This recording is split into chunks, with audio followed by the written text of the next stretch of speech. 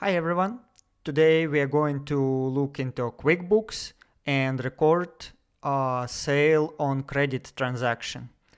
So sale on credit happens when you performed services or ship goods to the customer and they didn't pay you immediately and they didn't prepay you. So they pay you with some delay in payment. Let's consider an example here.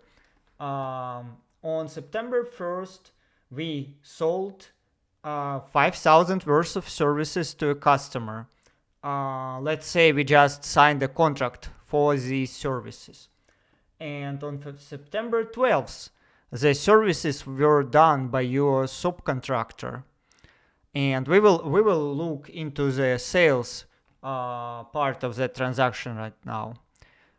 Because we operate under accrual basis of accounting, we recognized revenue when it is incurred, and with services, it's usually when we render the services. So we need to recognize the revenue. As we know, revenue increases by credit. And for the debit sides, we recognize accounts receivable. Let me use some accounts from my trial balance here. So for receivable, I will use accounts receivable trade, and for revenue, I will use revenue services. And we recognize 5,000 debits and credits. Here I use credits as negative so that my transaction sums up to 0 just for the check purposes. It's not that important. In QuickBooks, both values will be positive. So how do we do that in QuickBooks? Let's go to QuickBooks. We have profit and loss here for October. Let's move to September through October, accrual basis, no income. And to record revenue, we need to go to customers. Every revenue transaction in QuickBooks should be run through customer. And we make an invoice. We need to select customer. Let's assume that's a new customer called Betty. Save. Okay. Email.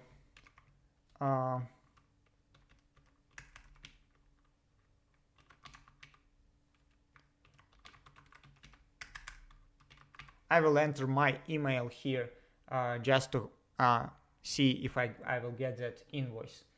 But in reality, we need to enter the customer's email. Okay. So what about the invoice date? We need to invoice a customer in the moment when if we do not expect a prepayment, we usually record the revenue when we earn the revenue. And that actually happened.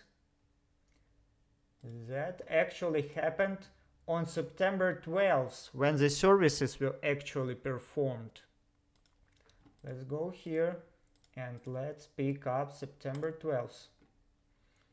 Okay, now let's add some new service here. Here, select service. Let's say it was landscaping. We are a simple business. We don't have SKUs. We don't categorize it yet. We don't have any particular rate for landscaping. If we do something hourly, we just charge for a project. Okay, let's save and close that service. In here, let's copy a transaction description so that we know what happened. Quantity 1 landscaping projects and rate is 5,000 and total is 5,000. And save and send. We have kind of a prepay here and send and close. Let's see what happened in the email.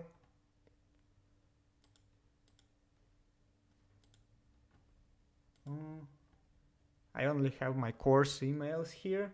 For some reason I don't see. Did I use it correctly? Maybe it went to spam. No. Okay, for some reason email feature didn't work. Okay, I did it incorrectly. Oh.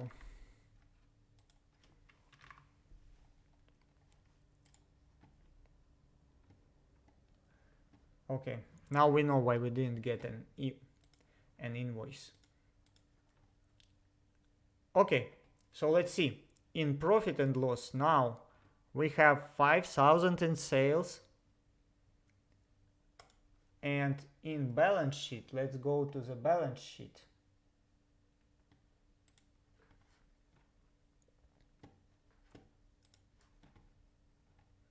And in balance sheet we have 5,000 in accounts receivable.